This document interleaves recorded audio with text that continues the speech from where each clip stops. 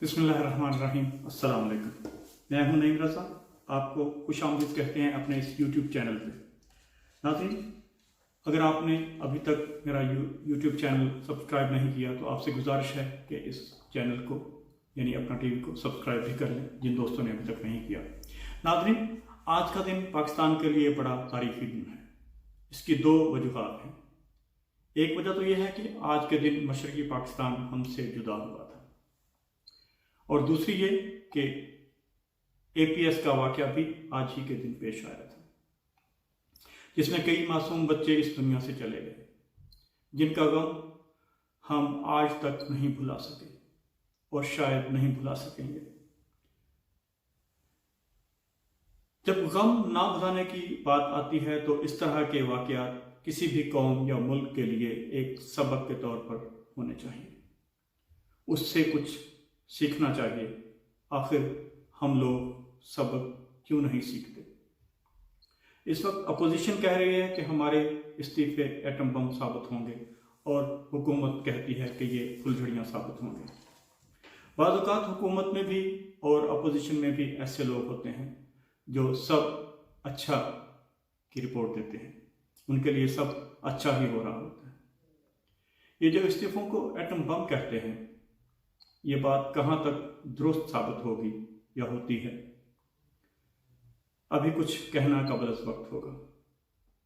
लेकिन अगर इस्तीफों का बम चल भी जाता है तो सियासत में एक बड़ा भूचाल पैदा हो भी सकता है, लेकिन नुकसान सिर्फ इस मुल्क और कौम का ही होना है।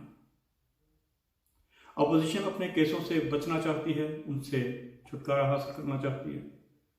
कौन नहीं जानता कि उनके केसेस कितने हैं और वो इस वक्त क्यों हुकूमत को गिराना चाहते हैं। और हुकूमत भी काफ़ी मुतमिन है और डटी हुई है।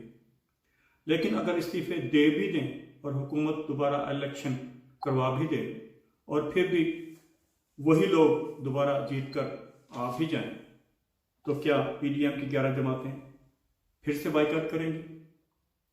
अगर असेंबली में सिर्फ हुकूमत के लोग ही हों या उनके इत्तेहादी बैठे हों तो नाज़रीन, ऐसी असेंबली की औकात क्या होगी और उसकी इज्जत क्या होगी?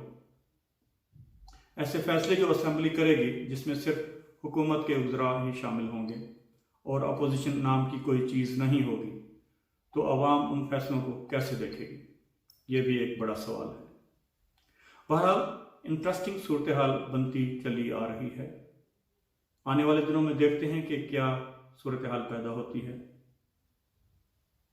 लेकिन अगर मैं जो देखता हूं तो मुझे नहीं लगता कि पीपल्स पार्टी इस्तीफे देगी। अगर इस वक्त खोने की सूरत में अगर कोई है तो वो सिर्फ और सिर्फ पीपल्स पार्टी है, जो बहुत कुछ खोएगी इस्तीफे देकर। एक बड़े सूबे की हुकूमत खोना छोटा काम नहीं, मुझे नहीं लगता, क्योंकि उनको भी इल्म है कि शायद वो इस वक्त अगर दोबारा इलेक्शन हो भी जाते हैं तो वो दोबारा इतनी सीटें हासिल करने में कामयाब होंगे भी कि नहीं। पीपल्स पार्टी को भी ये लगता है और उनको भी ये पता है। और दूसरी बात ये कि अवाम नहीं पूछेगी कि हमने आपको असेंबली में मुंतखब करके इसलिए भेजा था कि 2 साल में आप घर वापस आ जाएं। बहरहाल लगता यह है कि सिर्फ प्रेशर बढ़ाने की टैक्ट इस्तेमाल हो रही है। हुकूमत बहुत मुतमिन नज़र आ रही है, लेकिन सियासत में कुछ भी हर पे आखिर नहीं होता। इसलिए देखते हैं कि आने वाले दिनों में क्या होता है। अभी तो अपोजिशन बुखलाई नज़र आ रही है और हुकूमत बड़ी मुतमिन लग रही है। अभी जो हाल ही में जो जलसा हुआ उससे हुकूमत यकीनन ज़्यादा मजबूत हुई है और अपोजिशन की 11 जमातों को काफ़ी सुबकी हुई है। वो 11 जमातें मिलकर भी इतना बड़ा जलसा नहीं कर पाई जितना इमरान खान ने 2011 में कर लिया था। मुझे लगता है कि ये उसका आधा भी नहीं था। लेकिन देखते हैं कि आगे आने वाले दिनों में क्या होता है। नाज़रीन, आइंदा वीडियो के लिए अल्लाह हाफिज़ اور میرے اس چینل کو نہ بھولیے گا، اس کو سبسکرائب کر لیجیے گا۔ اللہ حافظ۔